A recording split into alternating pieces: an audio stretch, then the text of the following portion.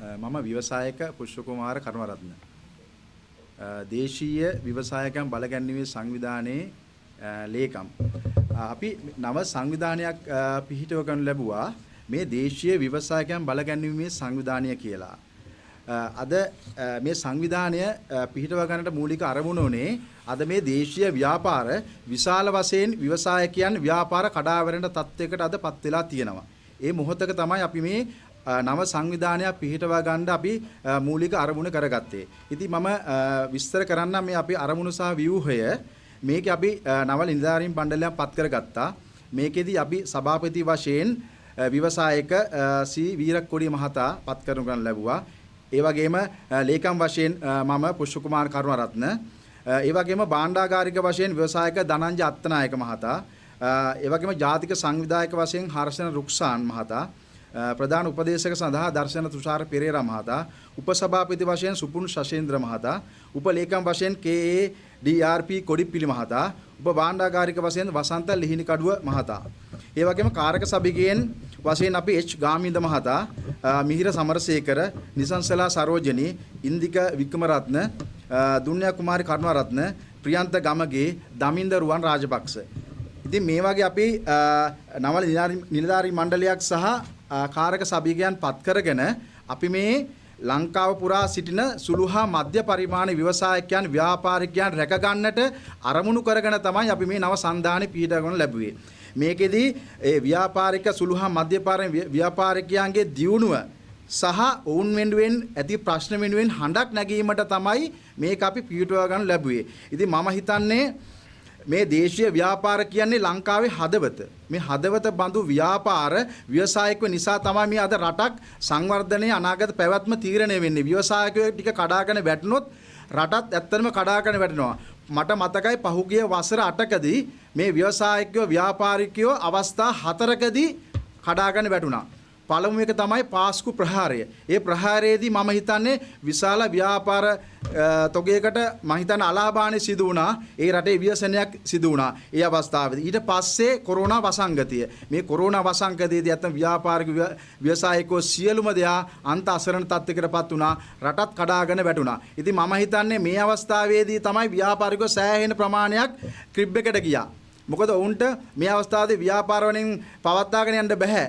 ව්‍යවසායකයන්ගේ මේ දරු පවුල් රැක ගන්න බැරි වුණා. මොකද සේවකයන්ගේ පඩිනඩ ගෙවන්න බැරි තත්ත්වයක් උදා වුණා මේ කොරෝනා තත්ත්වයේදී. එතනදී ව්‍යාපාරික ව්‍යවසායකව සෑහෙන අන්ත අසරණ වුණා. ඒ අවස්ථාවේදී තමයි මේ සියලුම ව්‍යාපාර ක්‍රිබ් එකට ගියා. ලෝන් ගෙවා ගන්න බැරුව ගෙවල් දොරවල් උගස් වෙන සින්න වෙන තත්ත්වයටපත් වුණා. ඉතින් මම කියන්නේ අපි මේ සංවිධානයක් පිහිටව ගත්තේ මේ දේශීය ව්‍යාපාර මේ අවස්ථාවේදී කඩා වැටෙන්න දෙන්න බෑ.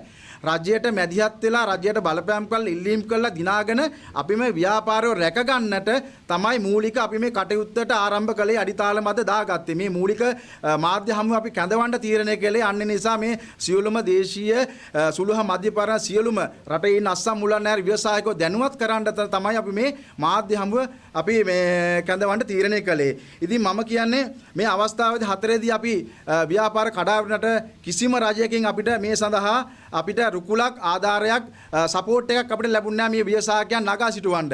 මොකද ව්‍යවසායකයෝ අද දේශීය ව්‍යවසායකෝ අද ව්‍යාපාර වහලා පිටරට යන තත්යකට උදා වෙලා තියෙනවා. මොකද ඔවුන්ට කරගෙන යන තත්ත්වයක් බෑ. රාජ අනුග්‍රහයවත් රජයේ බැංකු වලින් කිසිම සහයෝගයක්වත් ඔවුන්ට ලැබෙන්නේ නැහැ.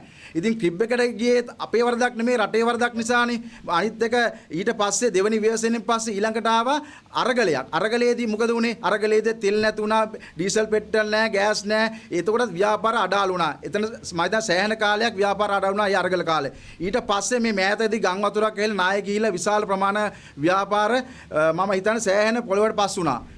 ගොඩනැගිලි පිටින් ගහගෙන ගියා. නමුත් ඒ කිසිම දෙයකින් සාධාරණයක් සිෂ්ට වුන්නේ නැහැ. ඇත්තරම මම ඉන්නේ හංගල ප්‍රදේශයේ. ඒ හංගල නගරයේ කිසිම ව්‍යාපාරිකයෙකුට මේ රජයෙන් ඒ යටවෙච්ච හංගල නගරයේ කිසිම ව්‍යාපාර ආයතනයකට කිසිම සහනයක් කිසිම රජයේ මුදලක් ඒ පරිත්‍යාගයක් කළේ නැහැ. ආධාරයක් තියා මම හිතන්නේ පිටරට සියලුම මේ ශ්‍රී ලංකාව එකතු වෙලා පිටරට විදේශීය ශ්‍රී ලංකාව එකතු වෙලා විශාල ආධාර ප්‍රමාණයක් මුදල් ආධාර මේ මූල්‍ය ආධාර ලබා දුන්නා. ඒවා කිසිම දෙයක් අපේ මේ ව්‍යවසායකයන්ට ව්‍යාපාරිකයන්ට ලබා දෙන ක්‍රමවේදය සකස් කරේ නැහැ. බොරුවට ඒ නන් ටික ලියාගෙන ගියා ව්‍යවසායකයන්ගේ අපි ඔබට සහනයක් ලබා දෙනවා මූල්‍ය ආධාර ලබා දෙනවා කියලා. නමුත් ඒ කිසිම සහනයක් ව්‍යවසායකයන් අද වෙනු ලබා දෙනවා. අපි මේ පිළිහිටව ගත්තේ කතාවට පමණ සීමා නොවි ප්‍රායෝගිකව මේ ව්‍යවසායකයන් වෙනුවෙන් අපකප වෙන්න අපි ආරාධනා කර සිටින ලංකා පුරා සිටින ක්‍රිබ් එකේ ඉන්න සියලුම ව්‍යාපාරිකයන්ට අපි අපේ සංවිධානය සමග එකතු වෙන්න අපි ඔයාලා වෙනුවෙන් හඬක් නගනවා. ඔයාලගේ තියෙන ප්‍රශ්න ගැටළු සාකච්ඡා කරනවා. ඒවා මාධ්‍යයට අපි ඉදිරිපත් කරනවා. ඒ තුලින් අපි රජයට ඉල්ලීම් කරනවා. රජයට බලපෑම් කරනවා. ව්‍යවසායකව රැක ගන්නට, ව්‍යාපාර රැක ගන්නට අපි උදව් කරනවා. ඉතින් ඒ නිසා අපි මේ සංවිධානය අපි පිටව ගත්තේ ඉතාමත් යහපත් චේතන හොඳ අරමුණකින්. ඉතින් මේ අරමුණ ජයග්‍රහණය කරන්න ඔබ ව්‍යාපාරික සියලුම දෙනාට මම ඉතාමත් ආදරයෙන් සාදරයෙන් ආරාධනා කරනවා අපේ සංගමය සඳහා එක්වන්න කියලා. ඉතින් ඒ වගේම අපේ බලමු අපේ 48න් පස්සේ අපේ ව්‍යාපාර ලංකාවේ කොහොම තත්ත්වයකට අපි බලමු. උදාහරණයක් විදිහට ජපානයේ බලන්න අද තියෙන තැන බෝම්බ ප්‍රහාරයට ලක් වෙලත් ජපානයේ අද තියෙන. අපි ලංකාවේ කොහෙටද යන්නේ? ලංකාවද ව්‍යාපාරවල තියෙන තැනක් තියෙනවද? ඔබට මතක ඇති මුහුදු ජලයෙන් දුවන්න පුළුවන් වාහනයක් හොයාගත්ත ලංකාවේ තරුණෙක්. අද ඒ තරුණයට වෙච්ච දෙයක් නැහැ. ඒ නව සොයා ගැනීම වල ලංකාවේ තැනක් නැහැ. උන් පිටරට යනවා. ඉතින් මම කියන්නේ මේ දේශීය ව්‍යාපාර රැක ගන්න ව්‍යවසායක රැක ගන්න නම් ඒ ලංකාවේ සම්පත් අපි පිටරට යන එක නවත්තන්න ඕනේ. මේ ලංකාවේ අපි රාජ්‍ය අනුග්‍රහය ආධාර කරලා ඒ ව්‍යාපාර රැක ගන්නට මම හිතන ලොකු කපවීමක් කරන්න ඕනේ. ඒ වගේ මම විශේෂයෙන් කියන්න අවශ්‍යයි. අද අපි දන්නවා දේශීය ව්‍යවසායකයන් ගැන කතා කරන අපේ ආදරණීය දිලිත් ජයවර්ධන මැතිතුමා එතුමා මම හිතන්නේ පාර්ලිමේන්තුවේ විශේෂ හඬක් නගනවා.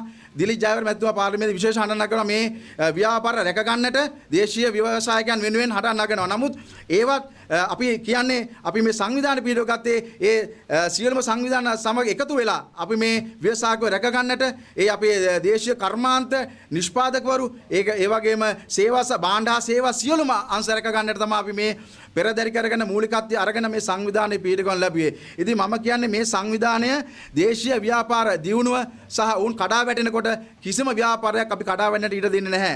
මේ කඩා වැටෙන ව්‍යාපාරවලට අපි රජයේ මැදිහත් වීම සහ ඒ වගේම අපි අදාළ පාර්ශ්වවලට දැනුවත් කිරීම කරලා මේ ව්‍යාපාර රැක ගන්නට තමයි අපි මේ දේශීය ව්‍යවසායකයන් බලගැන්වීමේ සංවිධානය පිහිටවන්නට යෙදුන මූලික අරමුණ. ඒ අරමුණ තමයි පැහැදිලි කළේ. මීට අමතරව අපේ නව සභාපතිතුමා, ඒ වගේ භාණ්ඩාගාරතුමා, ඒ වගේ අපේ ජාතික සංවිධායකතුමා ඉන්නවා.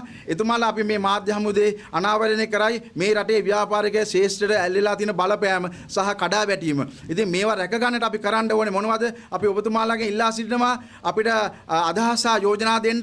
ඒවා අපේ නගා සිටින මොනවද අපේ යෝජනාවලිය කියලා අපිට ඉදිරිපත් කරන්නට පුළුවන්. ඉතින් මම හිතන්නේ මේ තුලින් අපේ රටේ ආර්ථිකයේ දල දේශීය නිෂ්පාදිත අපිට එකතු වෙන්නට පුළුවන්. මේ ව්‍යවසායක රැකගත්තොත්, ව්‍යාපාර රැකගත්තොත්, ව්‍යාපාර වැටුනොත් ලංකාවම වැටෙනවා. පහුගිය කොරෝනා වසංගතය වගේ ඒ වගේ ඉන්න නොදී මේක රැකගෙන ඒ අපේ ක්‍රිබ් එකේ ඉන්න සියලුම ක්‍රිබ් එකේ ඉන්න අසාධුලයකන ඉන්න කියලම ව්‍යාපාරික ව්‍යවසායකයන්ට අපි ණය මුදල් ලබා දෙන රජයේ වැඩපිළිවෙල සකස් කරන්නට කියලා අපි රජයට ඉල්ලීම් කරනවා, බලපෑම් කරනවා. ඒ සඳහා අපි හඬක් නගනවා. ඒ වෙනුවෙන් තමයි අද මේ ඔබ වෙනුවෙන් තමයි අද මේ ව්‍යවසායක ව්‍යාපාරික වෙනුවෙන් ප්‍රජාව වෙනුවෙන් තමයි අපි මේ පෙනී සිටින්නේ, කතා කරන්නේ. ඉතින් මම වැඩිට කතා කරන්න යනවා. මින් අනතුරුව අපේ සභාපතිතුමා සුමා සහ ලේකම්තුමා ඒ වගේ ජාතික සංවිධායකතුමා ඉන්නවා. ඒගොල්ලන් මේ සම්බන්ධයෙන් ඉදිරියේදී ඔබට අදහස් පළ කරයි, ප්‍රකාශ කරයි. බොහොම ස්තුතියි.